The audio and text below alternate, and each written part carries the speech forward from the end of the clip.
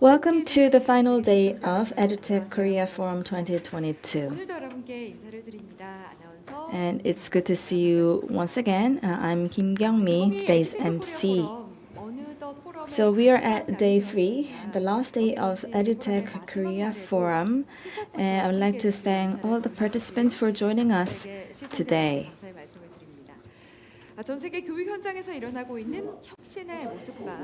We're having discussions on all the innovations that are happening in the field of education around the world. For the past 2 days, we reviewed what's happening around the world in digital transformation in education. And thanks to your active participation, we really had in-depth discussions on different topics. We will also have live Q&A sessions after each session. And for those of you who are joining us for the first time for this year's forum, you can post your comments and questions in the chat room on YouTube channel, and you can also post some encouraging messages. And we will also give out gifts to those of you who actually post comments and questions. I also look forward to your active participation today. So today, we start the day with TRACK-C, and we'll have discussions on the topic, leveraging AI for optimized learning beyond challenges. And we will talk about how we can apply digital transformation in education. And we're going to open up the first session of the last day of the forum. AI is already a big part of our everyday life, with limitless potential in the field of education. Timely feedbacks can be provided for individual learners with customized learning processes, and supports can be provided to encourage more active engagement. For teachers, inefficiency can be greatly enhanced so that they can focus on assisting the learners. Various AI-based learning examples will be presented in this session, with discussions on what AI can do for individualization, customized education, and learning assessment. So I'd like to introduce to you the speakers of the first session. The first speaker is Mr. Zachary Pardos, professor from School of Education, UC Berkeley, and second, Mr. Kang, senior vice president from Kakao Enterprise. And the last speaker of the first session is Dasom, a teacher from Seoul Science High School. So we'll begin with the first presentation.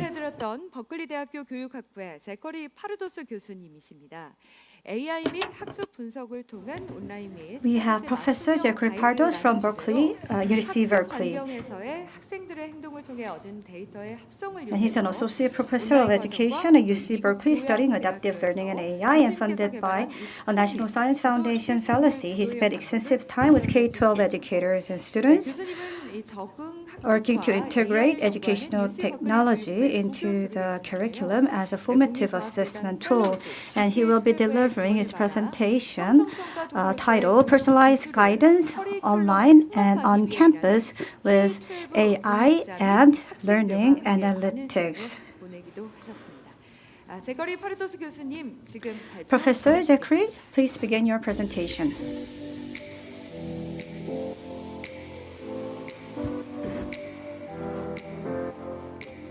It's an honor to be invited to give a talk sharing the work of my lab with you.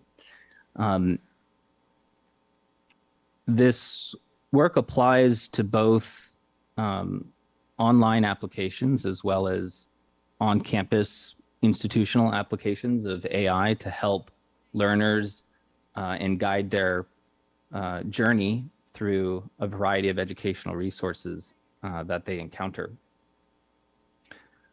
So there's a very large landscape of digital learning platforms out there. And with all of the resources and all of the platforms, this constitutes millions of digital education resources. Now, the challenge of having such a vast array of resources available is that navigating the landscape becomes difficult. With a lot of choice comes a lot of responsibility. And so the challenges to navigating such a landscape include preparation. Where should a learner start their journey? Do they have the required knowledge? And discovery. How are resources conceptually connected? This isn't obvious at the beginning of any learner's journey, how all of the resources that they will encounter will be related. Even when you're at the end, it still takes some curation of expertise to understand the linkages. And then finally, planning. What should their curriculum or sequence look like through these resources? Is there an ideal sequencing? Is there some combination of educationally advantageous but also personalized sequence that fosters increased interest in the topic and engagement among the learner? So in this talk, I will show you briefly what the lab has published in each of these areas to help us get closer to helping learners address these challenges of navigation.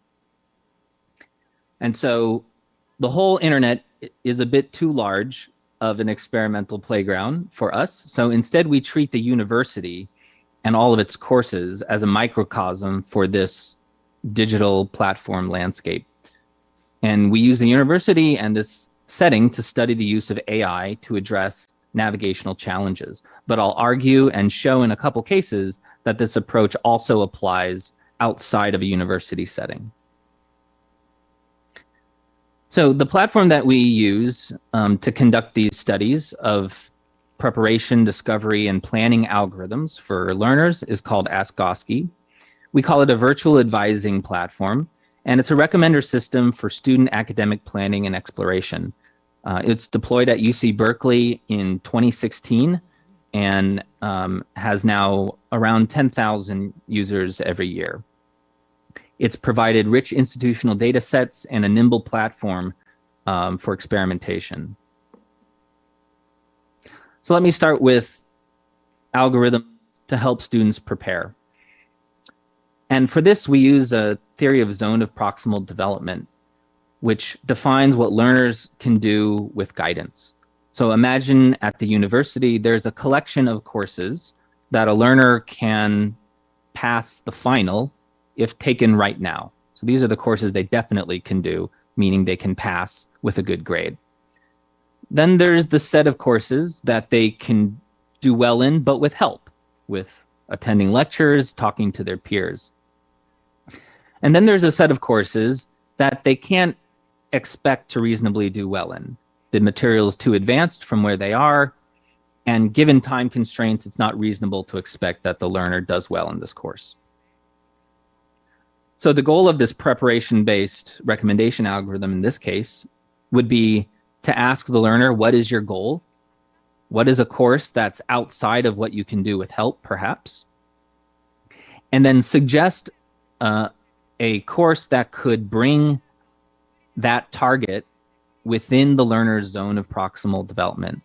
So maybe they can't take CS 188, which is artificial intelligence at UC Berkeley, and pass it right now, but what course could they take next that would then help them prepare?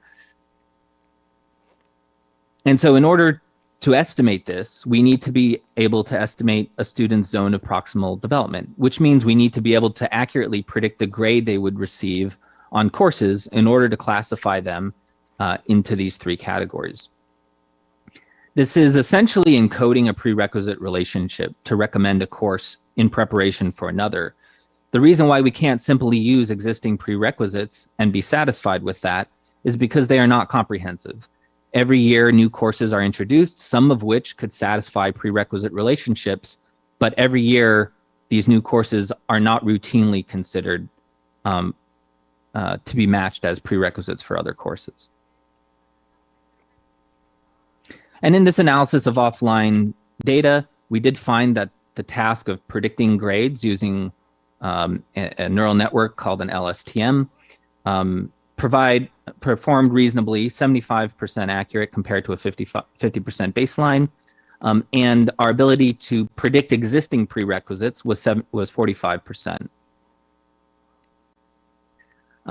students following the would-be recommendations succeeded in difficult courses 22% more than students not following the would-be recommendations. So we did a quasi-experimental design looking at the data and came to this conclusion that the recommendations we would have given to students would have helped them pass the class in 22% of the cases.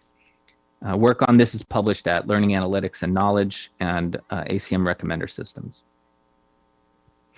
Moving on to the second challenge of navigation, which is discovery. And one challenge that has come up in many recommender systems outside of education has been recommendation diversity or lack of it. For example, if you're viewing videos on a popular video site, you look at a cat video and then a lion video and another cat video. Based on your history, it's likely to recommend another cat video.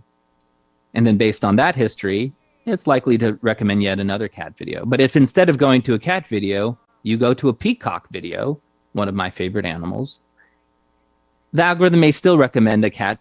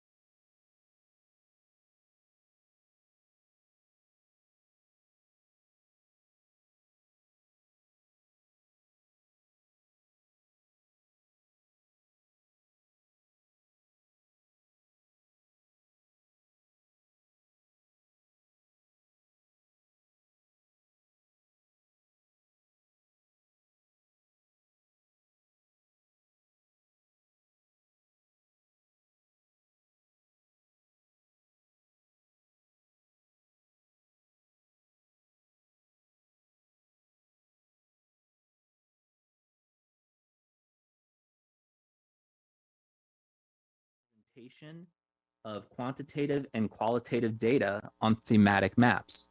So the AI here is making some kind of connection between evaluation of evidence and qualitative and quantitative approaches to interpreting maps. Intuitively, it seems related. And this is the benefit of designing for serendipity. So how can an AI model the content of an educational resource, in this case, a course? As I alluded to, it uses the catalog description, so text-based sources of information about a resource, as well as the enrollments in this case, which are hundreds of thousands of past student enrollment histories and where that course was in the enrollment history. And so you can think of this as analyzing playlists or analyzing clickstream and e-commerce. All of these sequence data are used to guide recommender systems, and similarly here, they're used to inform the model as to the substance of the course. And in order to analyze the enrollment sequences, we use what we call Course-to-Vec, which is an application of a popular algorithm called skipgram. But instead of applying the skipgram to language, we apply the skipgram to sequences of course tokens representing student enrollment histories. This is not an obvious source of information about courses. So the question was, do enrollment sequences encode information about courses? And it turned out they encode a lot. On the right, you see a full map of UC Berkeley with every data point being a course. The position of the course in the mapping is informed by the enrollment sequences, and we've colored by the department of the course. We've also run confirmatory analyses to see to what degree can this AI learned representation of a course from enrollment sequences predict the department of the course, predict what the harder version of the course would be, the honors version, predict the prerequisite version of the course. And in all of these analyses, the accuracy has been surprisingly on par with natural language processing techniques and applications that have been applied to data sets of several orders of magnitude larger. Can enrollment sequences help link courses across institutions? We find that that is the case. So learning these computational representations of courses at two institutions and then using machine translation allows us to say what course at one institution is equivalent to a course at another institution. This can be valuable if students want to take courses outside of their home institution and then get credit for them. In America, this is useful for when students want to transfer from a 2-year program to a 4-year program, but still get credit for the majority of their 2-year course taking. And here I'm just showing how the different representations have similar geometric relationship of all of their departments, which suggests there's a similar structure that can be exploited to learn equivalencies. And so I promised that even though I'm focusing on the university context here, these methods are also applicable to other contexts in education, such as open educational resources or tutoring systems. So in this case, we asked the research question, can problem sequences be used to link resources across platforms? In this case, the platforms are Khan Academy Cognitive Tutor, which is an intelligent tutoring system that was produced by Carnegie Learning. It's now called Mathia, and the Assessments platform, which is a free mathematics tutoring platform run out of Worcester Polytechnic Institute. And so here what we've done is we've taken all the skills from all of these 3 platforms, each of which uses a different skill taxonomy, and we've used machine learning and the same techniques I discussed before to map these skills to one another. So even though this visual is too small to read the text, I encourage you to take a look at the paper or the visualization from the paper, and you'll see the technique has captured clusters of skills, and it lists which skill from each platform is in the cluster. We also run a validation study to see to what degree it's able to predict grouped skills that a subject matter expert has judged to be equivalent. So I want to end with the 3rd challenge that I've described to navigating large landscapes of educational resources across different platforms, and that is planning. So in the course domain, what is the challenge to degree planning? Well, one challenge, if you look at the 4 years of course taking, and in the case of UC Berkeley, the 8 semesters that normatively a student will take before graduating, they'll have some course history that they've already taken before they consult, let's say, a virtual advising program for recommendations. But we wanted for the student to be able to affect and personalize the recommendations that are being made to them. Even though their course history and basing recommendations on the course history is already a personalization, they can't change their history. So in the case that their interests have shifted, we want to allow them to tell us that. And so we allow them to tell us that in the form of them specifying future courses that they're interested in taking. We then generate a plan personalized both to their history and to their future aspirations. Now, in recommender systems, there didn't already exist an algorithm designed to do this. And so we had to design one. And we designed one based on the BERT language model architecture.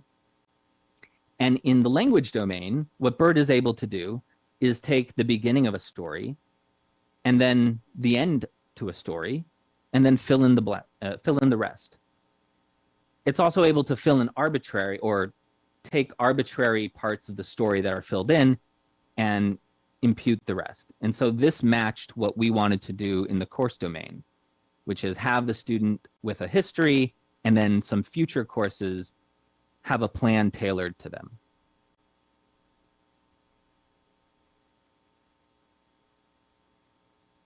We also take into account graduation requirements so that the recommendations get the student closer to being able to graduate.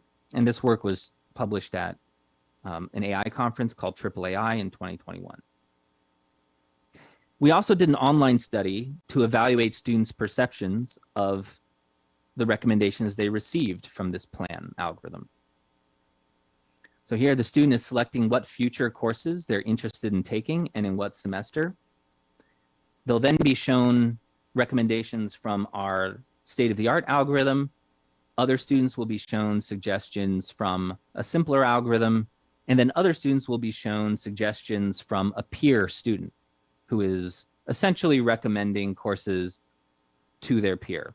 What we found in our 63 student randomized controlled experiment is that the latest AI model that we introduced scored 77% on questions of personalization, which was 28% higher than the previous best generation of AI. So these generations are leading to sizable increases in end user experience. And then finally, compared to the peer student recommendations, they were equal in student ratings of how personalized the plan was. A limitation was students did point out that the AI-based recommendations, even from the state-of-the-art model, sometimes recommended courses that shouldn't be taken early on to be taken freshman year. For example, an advanced course was sometimes recommended in freshman year, something that we are looking into and that filters might be able to avoid. And then just briefly, if algorithms are making recommendations to students and picking up on patterns in their history, there are certainly positive patterns that it's going to pick up on. That is, patterns we want for the algorithm to adapt to, such as students' knowledge, background, preparation, and interests. However, the algorithms may also pick up on sensitive attributes and in some cases perpetuate patterns that an institution, organization, or whole society wants to avoid the perpetuation of. And for that reason, it's also important to be able to audit our algorithms for how fair they are. And in this study, we looked at the fairness of grade prediction algorithms and found that adversarial learning produced the most fair grade predictions with respect to race, which we used as the category with which fairness could be defined. But gender and any other category could equally be substituted as per your objectives. So last slide is the vision for the future with all of this is an ability to combine making real-time suggestions based on data with an ability to orient towards a user's, a learner's selected goal, and an interconnection between platforms, digital learning resources, such that a learner's path can be plotted across a rich array of resources, not limited to a single platform. And this will lead to more on-ramps for learners to both higher education and careers of the future. And I thank you for your time and attention.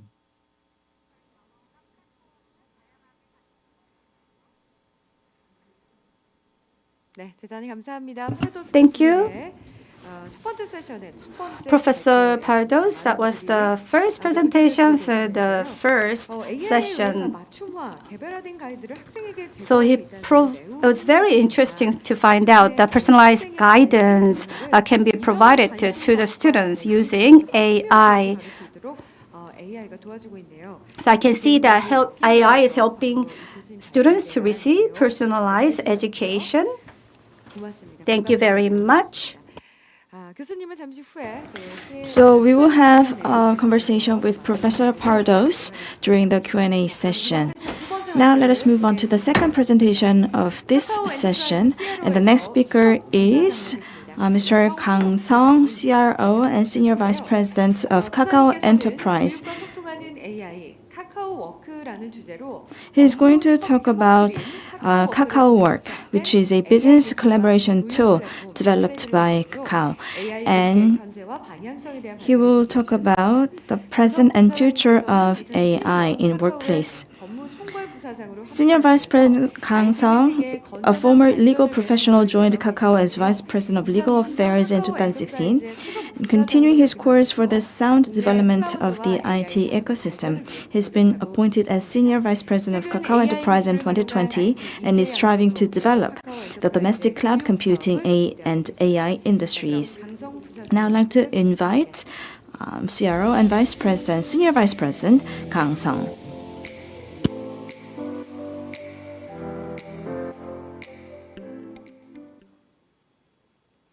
Hello everyone, I'm Kang Seong or Andy Kang, CRO from Kakao Enterprise.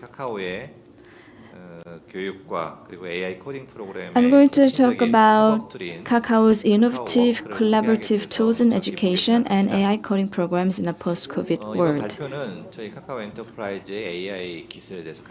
I'll briefly introduce to you Kakao's AI technologies, and we will also talk about why we developed Kakao Work, and I'd like to also talk about what kind of innovative efforts that we are making in order to improve education. And we will also introduce AI and coding programs. Maybe I'll have to give you a brief introduction of our company. About 2.5 years ago, Kakao wanted to pursue development of technology advancement, including AI. And there are some services that we offer, and I'd like to show you a short video on the services that we provide.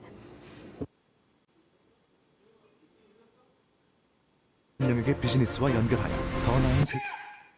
쉽게 말해 BT, 혁신, AI 이 어려운 걸 쉽게 만드는 회사 바로 카카오 엔터프라이즈. 언제 어디서나 모든 업무가 쉽게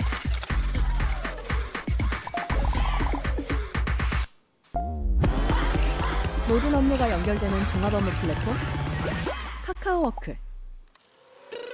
클라우드 전환을 더 쉽게 디지털 전환을 위한 최적의 클라우드 카카오 아이 클라우드. 모두가 AI를 활용하기 쉽게 누구나 쉽게 활용할 수 있는 서비스형 AI AI 아스. 홈쇼핑 AI 상담원입니다. 김자연 고객님 맞으신가요? 네, 맞습니다. 고객과 항상 연결되어 소통을 쉽게 24시간 365일 고객 경험을 혁신하는 컨택트 센터 카카오 아이 커넥트 센터.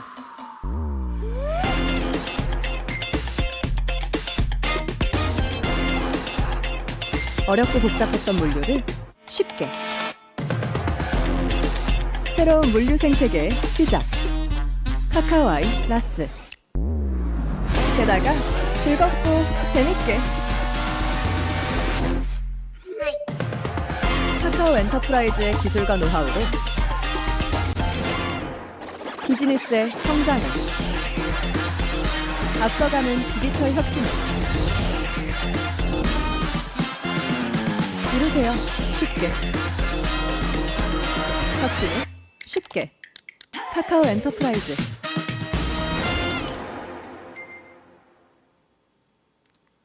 네, 카카오 엔터프라이즈는 원래 기업의 디지털 혁신을 하기 Kakao 위해서 Enterprise was 만들어진 established to assist companies' innovation through technology. 코로나 상황에서 But under the COVID-19 pandemic situation, 디지털 혁신을 위해서 만들었던 in 여러 order 가지 to 서비스 중에서 assist digital transformation of many companies, digital or Kakao Work was developed, but now we also realize that this technology or AI can be utilized to provide assistance for the field of education. So we launched a Kakao Work education version. 카카오는 카카오 아이 엔진이라는 We have what's called the Kakao I engine, which is based on AI technology. 비전, And we have computer vision, 시각, which is based on the visual engine. And we also have the natural language processing technology. 좀더 자연스럽게 이해해서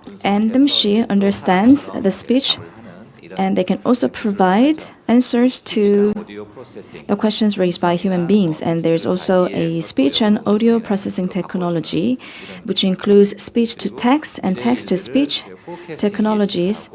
And forecasting is also possible. AI 엔진들을 가지고 있습니다. And all of these are possible because of the AI engines. 2등 아주 우수한 기술력을 And these technologies have been recognized by other countries and globally. 이런 AI를 최근에 뭐 여러 분야에서 AI가 Of course, AI is being applied in many different industries and areas. We wanted to understand how we can apply AI to innovate education. 아시겠지만 전 세계적으로 Probably you understand colleges and universities around the world making lots of investment to nurture AI talents and specialties. And also, the same investments are being made in Korea by many organizations in Korea. 대학이나 뭐 그다음에 이제 In Korea, universities and elementary and 군대에서까지 middle schools and high schools, and even the military 여러 가지 노력들을 are making various efforts in order to improve AI capabilities. So there are many different AI-related programs, but they're basically designed to nurture AI talents, and also there are also programs that use AI to improve training and education. There are many different types of customized AI-based education, and there are also a lot of automation that can be made possible using AI technologies. And there are also AI applications that are used to humanize the connection between students and teachers. We want to develop easy and convenient ways to apply AI in education, and through Kakao Work education version, we wanted to realize these objectives. With COVID-19 pandemic, students and teachers had limited interactions, and by using Kakao Work, there could be more smooth and active communications between teachers and students, and the application can be used to reduce the burden of administrative work of teachers. At the same time, AI can be used by students, and now students do not have to study alone to take exams. They can work together, they can collaborate on projects, and they can also use this technology to improve their debates. And Kakao Work can provide assistance, these different types of collaboration.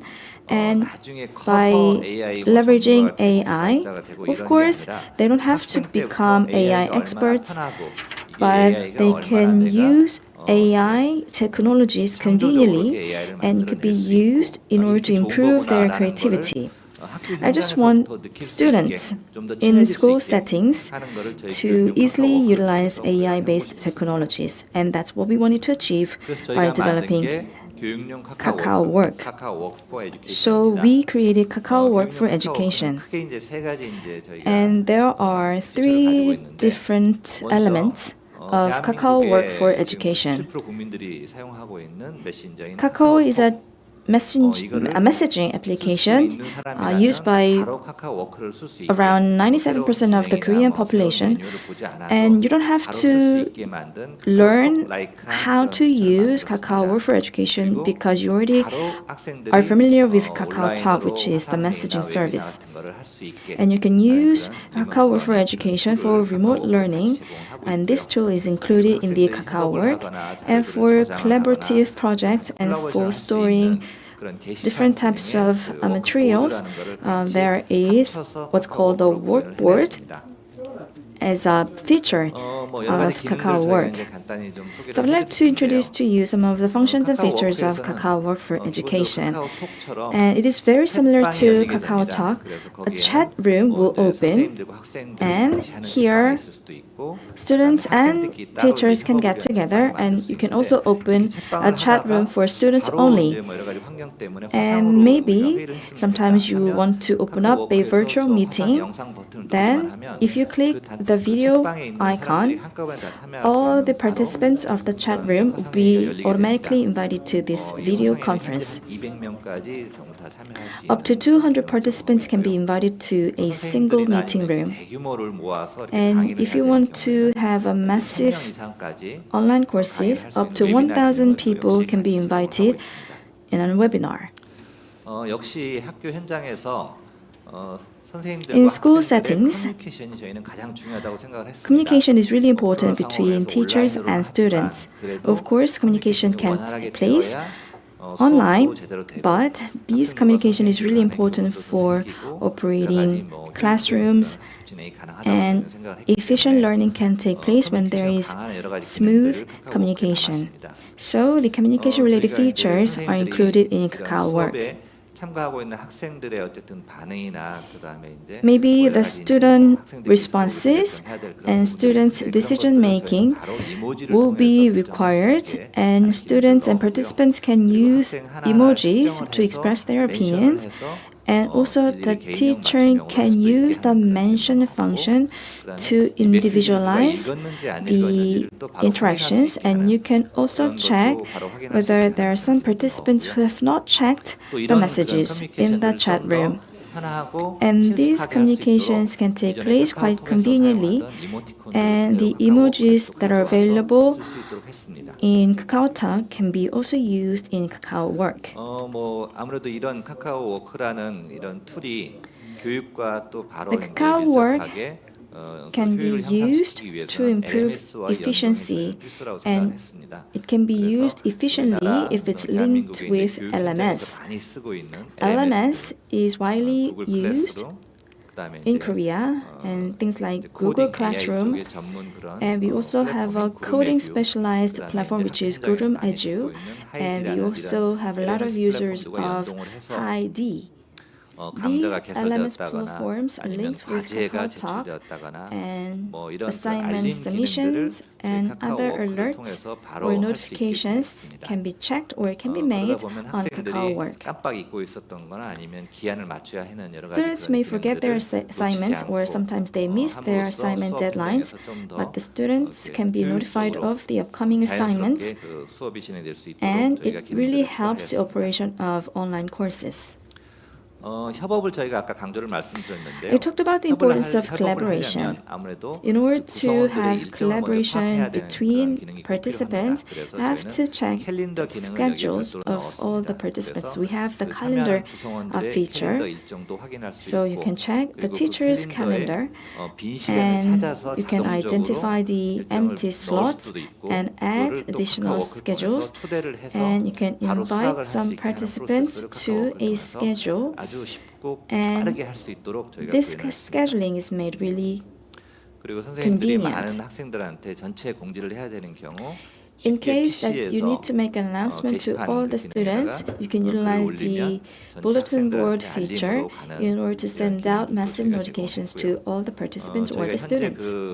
진행하고 있는 기능은 카카오톡에 In Kakao Talk, certification process is available, and that feature will be adopted by Kakao Work. And now parents can also utilize the certification, and when the student approval is required, maybe the parents will have to give the approval, then the parents can utilize the certification feature to provide their consent. So there are many assignments that the teachers want to collect, and there are comments posted by students, and there are also a lot of learning materials that are stored in Kakao Work, and you can analyze the history of different interactions. And we are now providing the workboard feature, which will allow AI-based analysis of the historic data. We do understand the benefits and advantages of AI-based technologies, but we wanted to make sure that we use the best of it. Of course, communications can take place quite smoothly, and AIs can be used to reduce the burden of teachers' paperwork. We also wanted to have our students to experience AI technologies themselves. So there are a lot of AI chatbot or bot features embedded in Kakao Work, and students can develop their own chatbots to have the experience of AI technologies. There is calendar management, and here we have AI assistance features, which is named Casper. And so Casper is also a participant in the chat room, and if you give it an order, through the natural language processing, it can identify an empty time slot on everybody's time schedule and make a reservation for a meeting. And if there are any questions, the Casper can automatically provide answers to those questions. The application will be further sophisticated, and if you ask Casper to find some information from the news, it will provide the search results. And also, it will scrap some information as requested. And if you are interested in the menu of the lunch, you can ask Casper to provide that information as well. Gachon University introduced Kakao Work for the students and the faculty, and there are some features that have been developed for Gachon University. If students enroll for certain courses, the chat rooms for each courses will open automatically, inviting all the enrolled students, and some paperwork can be proceeded or processed through Kakao Work. It will eventually improve the efficiency of all those administrative work happening in a university. And leveraging Kakao Work, we can also operate AI and coding education. Through Kurumi, which is a AI coding training platform, we are providing AI coding programs for students. So there is what's called the Kurum ID tool, which allows the users to work on their coding practices. And Kurumi has all these services that are useful for coding learners. There are many collaboration projects. Twice per year, there is online coding party organized by the Ministry of Science and ICT, utilizing different avatars or characters. Coding programs or training sessions can be provided.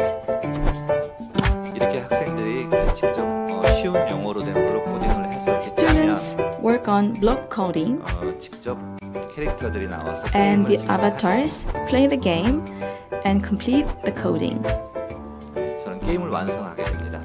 And the users get to create this game.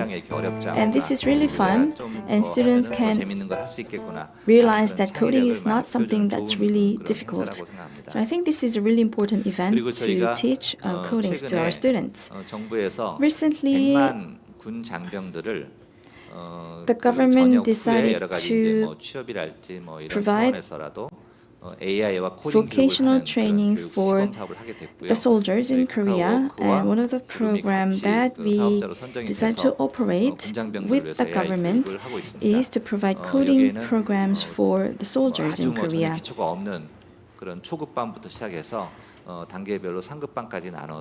Introductory courses and advanced courses are available. It is not convenient to organize on-site sessions. That's why we decided to use Kakao Work, and there are also mentors available on Kakao Talk so that this type of programs can be provided to provide coding sessions. So I introduced to you today some of the services that are available on Kakao Work. AI can be easily leveraged using Kakao Work, and teachers can also reduce their burden of paperwork so that they can more focus on assisting students. Going forward, we will continue our efforts in order to improve our AI-based technology to provide useful services for our users. With that, I'll finish my presentation. Thank you very much for your presentation. And we are getting a lot of comments on your presentation already, so it will be really useful for teachers, some said, and we are getting a lot of questions as well. So it is really good that a company like Kakao Enterprise is working on this type of technology in order to basically innovate education in Korea. So Mr. Kang introduced Kakao Work, and we will address some of the questions raised on YouTube later. Now let's move on to the last presentation of this session. We have Dasom Park, teacher at Seoul Science High School, and she will be delivering a presentation titled Data and AI-Based Project Education Examples. So she will talk about what kind of education should be provided in the school field to develop data literacy and AI-based problem-solving skills. Well, she took her first step as a computer science teacher at Seong High School in 2017, and since 2018 she has been teaching computer science to science-gifted students at Seoul High School, and she is trying to expand the field of computer education by participating in writing Korea's first artificial intelligence textbook, writing data science and AI-related textbooks. Let's listen to a presentation.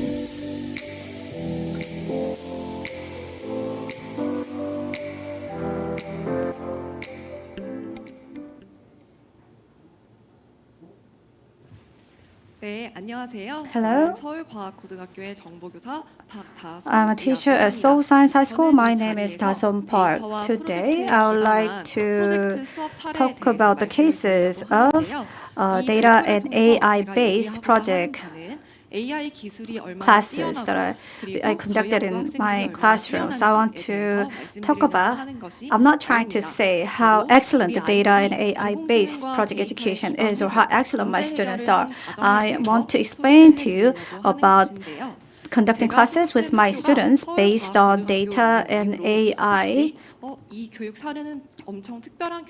So you might think that I'm going to share with a very special education cases because I'm from Seoul Science High School, but I can clearly tell you that it's not. I want to talk about the data that I've used and the problem-solving process that I've used in my class can be commonly used in any other countries or any other schools. But if you do feel that my case is very particular and unique, it may probably be because of your special interest and passion that you have on education.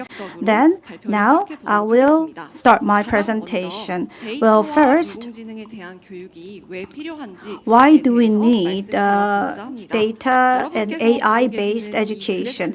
This graph that you see here is when there was the US flu epidemic in 2008. Then this is a trend that is predicted by the Google and the trend predicted by the Center for Disease Control and Prevention. So you can see that the trend pretty much match between the two, but the Google, looking at the number of they didn't just look at the existing statistic to make this prediction. They looked at the search terms that the users search in Google engine. So if somebody say, I have a fever above 38 degrees and I have a headache and I have whole body muscle pain, if this is what they commonly find in their search engine, then they will predict that the number of people infected with the flu will significantly increase. So this prediction was based on such data. So you can see how we can derive insight by using this kind of data. So I think Korea and other countries in the world is faced with similar situation. We also have a similar search engine called Naver. So in Naver, if we type in corona or mask or the confirmed cases, we can look at shows the visualized the number of searches. You can see the keyword search number of COVID-19 is pretty much aligned with confirmed cases that is shown on the right-hand side. And the COVID-19 situation, which hit us in the early 2020, the one that's colored in red is that period, and you can see that the user's search number or cases is much higher than in the other period, and the mask search word is especially high in this period. Do you all remember at this time in Korea there was a mask supply crisis? So people were only allowed to purchase masks on certain days, and there was only limited quantity or limited number of masks will be able to purchase by one person, and that is why that's led to a sudden surge in the mask word search. So there are various informations that we can look for. Then our children, if we conduct education based on data, then this will make the way they interpret the world more abundant. Then why do our children need to learn AI? I want to tell you this. Based on AI, they can understand data and interpret data. And this is the easiest way to understand and use data. So these three things are required to understand AI. First is students' computational thinking. For children to realize they need to have an ability to understand AI. And second is data literacy. And this is the ability to understand data. So to obtain data and interpret and utilizing data. Next is the AI competencies. And then without the prerequisite skills of computation thinking and data literacy, AI competencies cannot be secured. Then our children will be converting raw data into the information, and they will be linking the information and then translate that into knowledge. And on top of the knowledge, they will put their creative ideas and use that as a wisdom to solve problems that they encounter in our society. Well, if that is possible, then shouldn't we all pursue this kind of AI-based education? Then let me explain to you how our school started using this AI and data into our education. First, I've structured the project class courses into 5 stages. First stage is presenting the problem.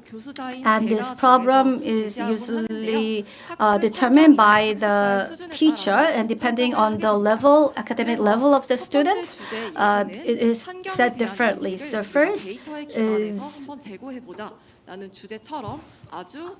we propose like a very open topic that is related to raising environmental awareness. And it is true that we were impacted by the COVID-19, but let's look at it based on the data to better understand how the society was hit by the COVID-19. So it can be an issue that is very closely related to our personal lives. And next, if children's AI skill is very high, then we can approach to a more sophisticated scientific or mathematical model. For example, predicting solar power energy generation amount. So depending on the level of the students, we can conduct different kinds of projects using AI. And the second stage is a stage where students define the problem in more detail. So the environment that students encounter, or COVID-19 or solar power generation prediction, if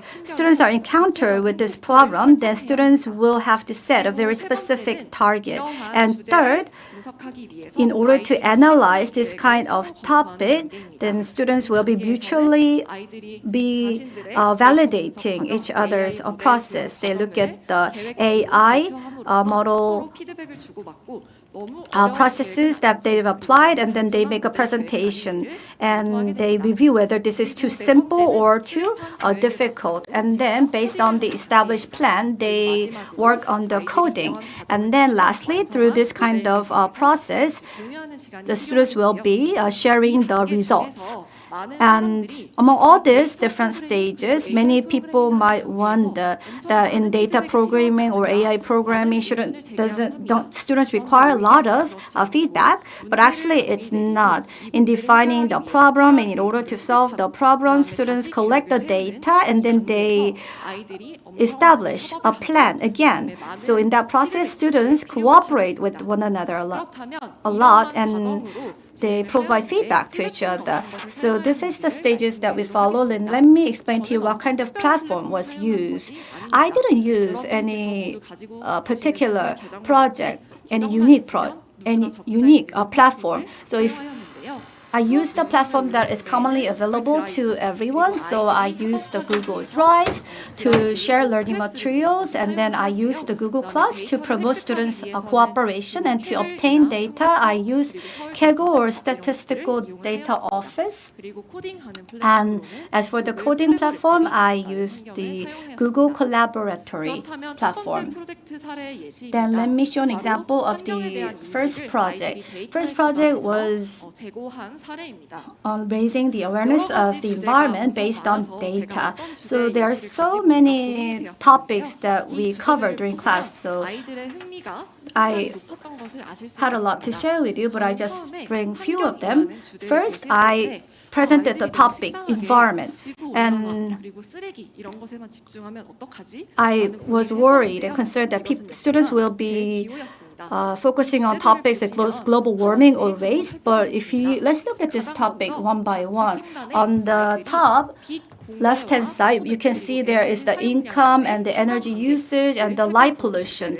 So this is studying the correlation of these three. And if you look at in the middle, we are consuming a lot of food that are delivered to our home nowadays. It shows how this resulted in the increasing plastic emissions.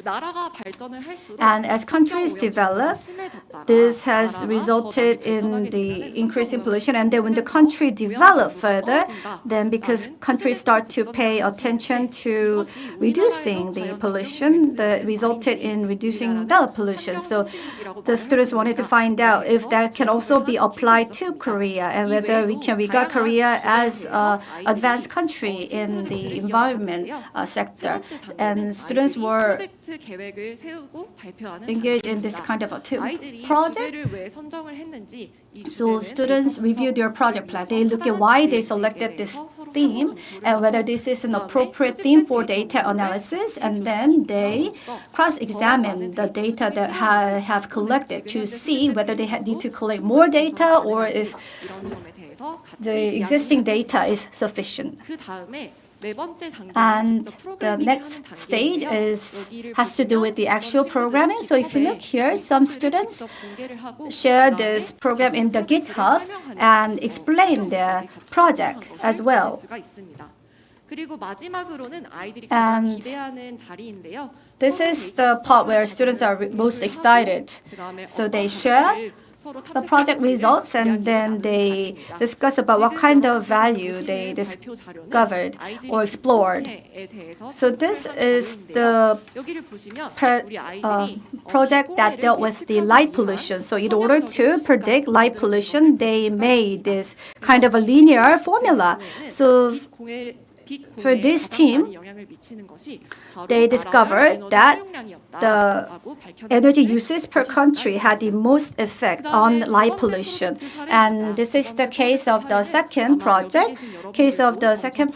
I'm sure that a lot of you in this room will be keenly interested. This has to do with about showing how our lives have changed before and after COVID-19 based on data. So what students did was they looked at the changes in consumption trends due to COVID-19, and they also looked at the impact of COVID-19 on global internet penetration and the impact this had in the job market and the changes in leisure before and after COVID-19 and what kind of change took place in the OTT service. So this was what was presented about the project plan. So this was about looking the changes in the consumption trend pre and post COVID, and they look at the National Data Exchange Center and the Korea Statistical Office to collect this kind of data. And if we look at the project results, look at the third slide of their presentation result, and you can see that they found the correlation between these factors, and then they put it in graph. So in case of large hyperstores or small and medium-sized store, the consumption has been reduced significantly. But in case of a high-end market like department store, the reduction was relatively less. And this is the last project case. This was for students who really like math and science. And the topic for this project was predicting irregular solar power generation due to weather conditions and seasonal insolation. So they looked at correlations among different variables, and then they interpreted this as a mathematical model. And they conduct explorative analysis. And because each students have different strengths, the students will not be doing the same coding, but rather one student will be focusing on another role, and another student will be doing a data analysis, and they will be passing over the pre-processed data to other students. And what's really interesting here is when students attempted something during classroom, then I encourage that students to store that as a project log. So I brought that project log as itself. So you can see how my student wrote at the bottom that this was a failure. So in the process of AI programming, it's very difficult for the students to be successful at one time, at first attempt, right? So other students will provide feedback, and then this will make the students' discussion more active. So I would like to recommend this project log method to other teachers. And this is an example of a presentation of the students' finding. You can see that how much students collected. So they tried XBoost model, and then they applied the regression model. So they applied various model, and they also used the various model for data pre-processing. So you can see how our students are expanding their knowledge, and what the students use as their final model is shown on this slide along with their findings, and how our students, what kind of limitations was encountered during the process, and this is how our students wrapped up their project. So I've shared with you our students' experience in conducting the project.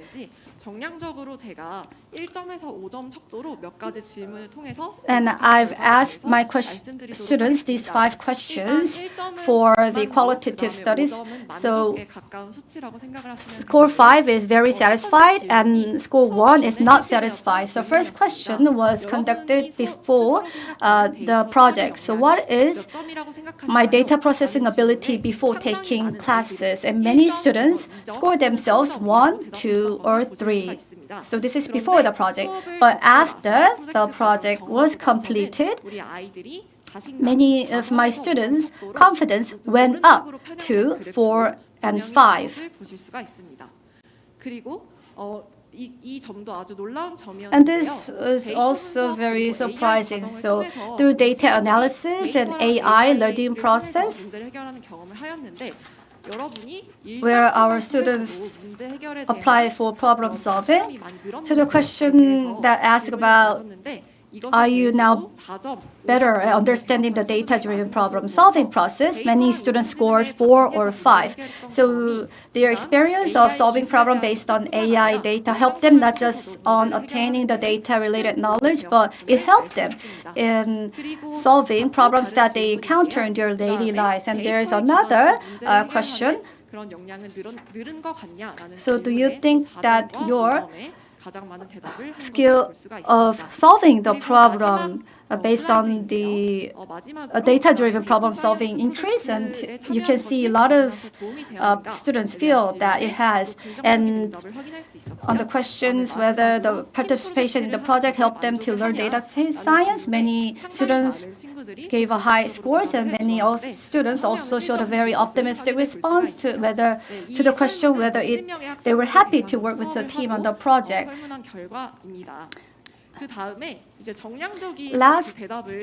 Next, among the students who gave qualitative answers, I summarized few of the answers that was given. So each student had a different topic that they were interested in, and then they had a discussion on this.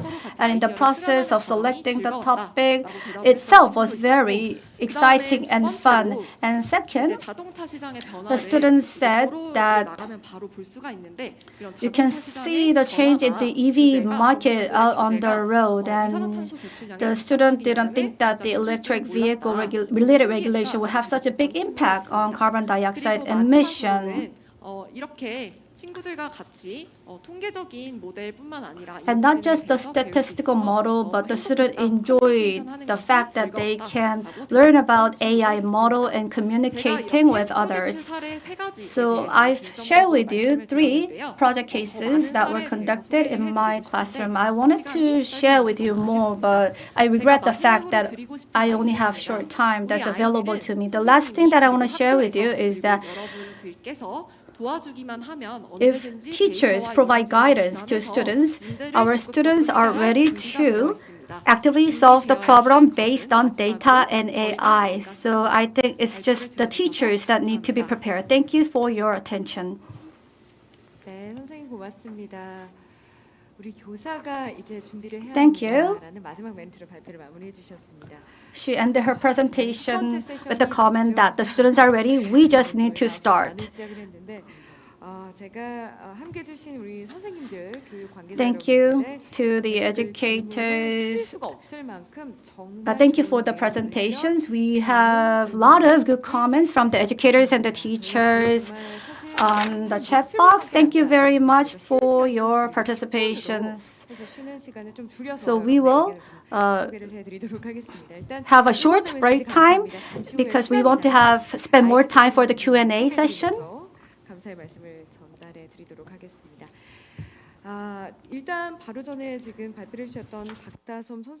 So about the last presentation, one comment was, so it was really surprised to see that high school students are getting this type of trainings, which is really high level, and it is thanks to a lot of efforts made by our teachers.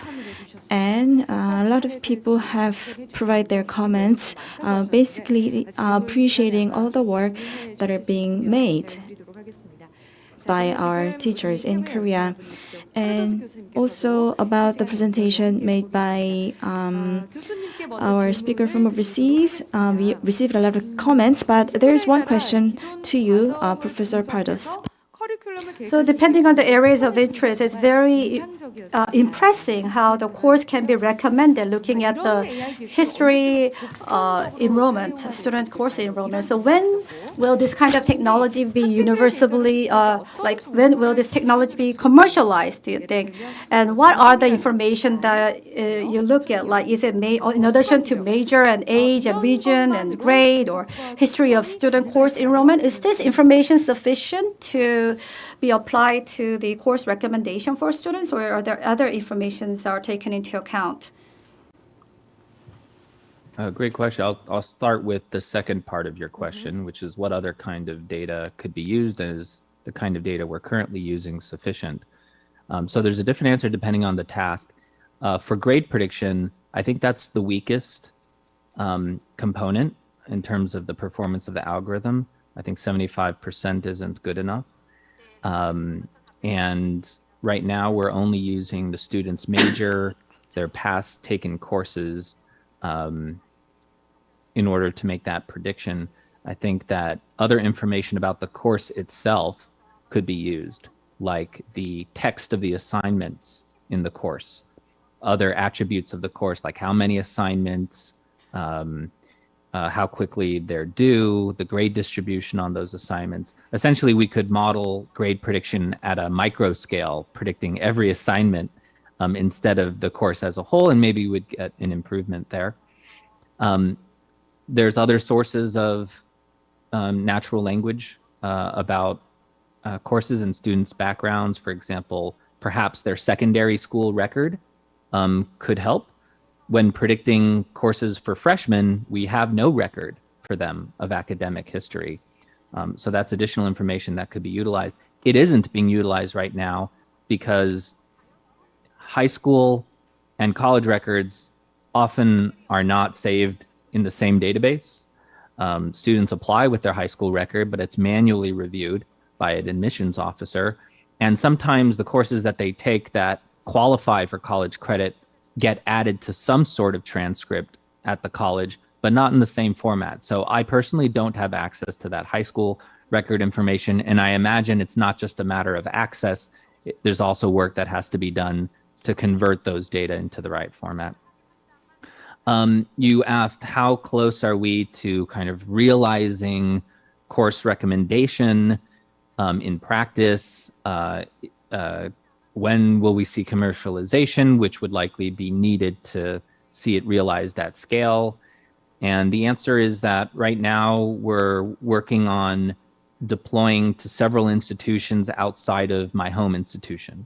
So we're collaborating with a handful of institutions in New York and Texas and California to see if these approaches generalize in those scenarios. And there's several generalization challenges. One is the technical generalization. Are the data schemas that these institutions use, they often use different student information systems. So the ability for institutions to get the data that's necessary to train these algorithms may differ, which may prompt us to try to compensate for missing data in the algorithm. And then the student populations may have different factors. At two-year schools, there's a higher percentage of students who also work part-time or even full-time. And so it's not completely clear yet if our planning algorithms will need some kind of adaptation to them. For example, being able to block off times in the day where the algorithm doesn't make recommendations. I think it could be rather simple adaptations to make it work. So then I think after this phase of medium scale, right, just scaling outside of your home institution, then looking at the results, it may be time for thinking about a wider scale and how to maintain these kinds of student supports with commercial or other kind of organizational structures. 네. 답변 감사합니다. Thank you very much for your kind answer. So we can utilize data.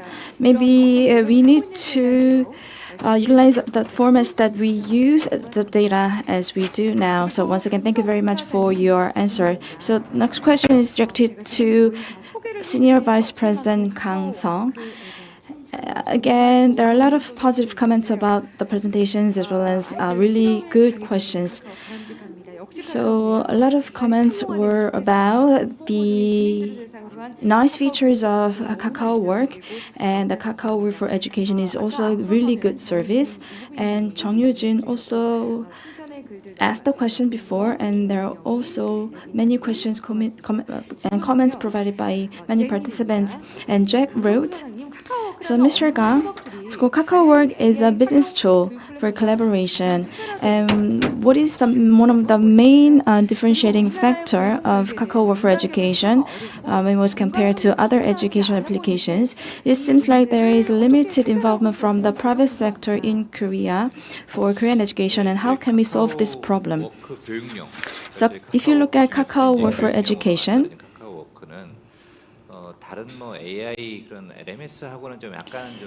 it's a little different from other LMS. And you don't have to be confused with Kakao Talk. Kakao Work can be used by individual schools, and only approved or authorized teachers and students can participate, and it is free of charge for schools. And it is not available for parents or other people. Only those authorized for use can access these services. It is different from other learning-related applications.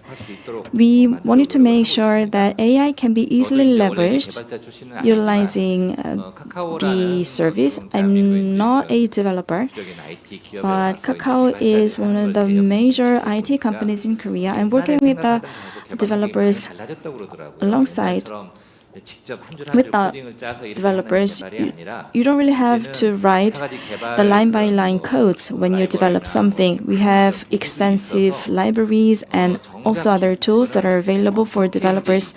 So it is all about developing the structure and also developing new use cases and also developing user-friendly UI and UX.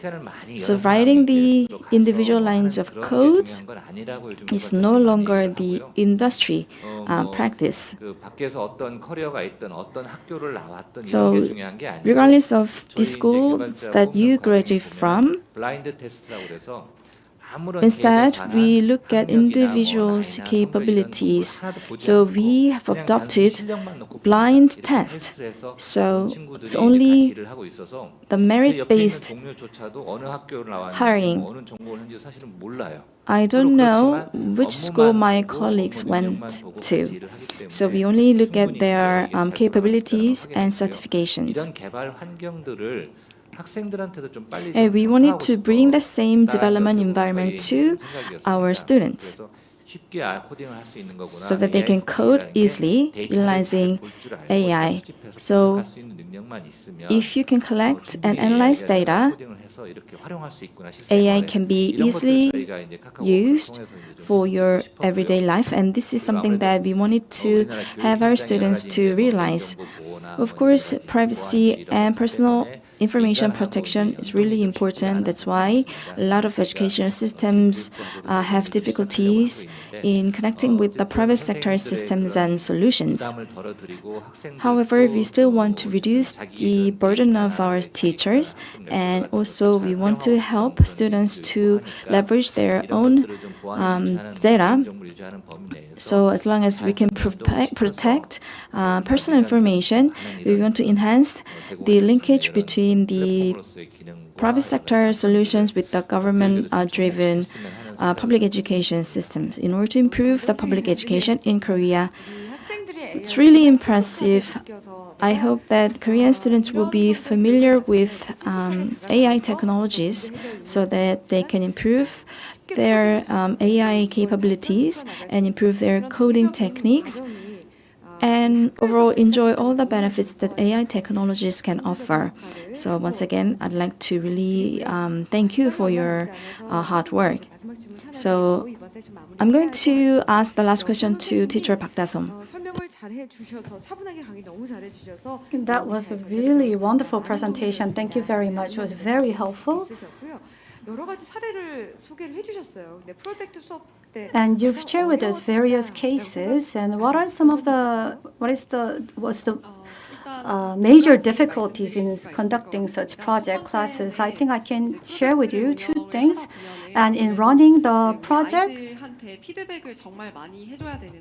often I have to provide a lot of feedback to the students. If there are too many children in one class, then for each team, I will be providing the feedback to the team, and then I would come back and check whether students are, I need to go back and check whether students are applying the feedback into their project. But if I have too many students in one group, then I found it difficult to provide the feedback appropriately. So, okay, I will utilize Kakao Work to resolve this issue. Okay, thank you for that comment. And there was one other thing. One other challenge was to admit the fact that I don't know. So I don't think teacher no longer plays a role of just delivering the knowledge, but however, our students believe that teachers know everything, so they ask questions, all different kinds of questions to the teachers, but if we don't know, then I admit the fact that I don't know, and then I had to tell the students, let's try to find it out together. I think there are many teachers among the participants, and you're saying that the teacher needs to have enough courage to admit the fact that they don't know, right? Okay, then we will end the session now. We have run this session under the theme of leveraging AI for optimized learning beyond challenges. Thank you to the three speakers for the insightful presentation. Personally, I thought this session was really the best. We had a high number of participants joining us.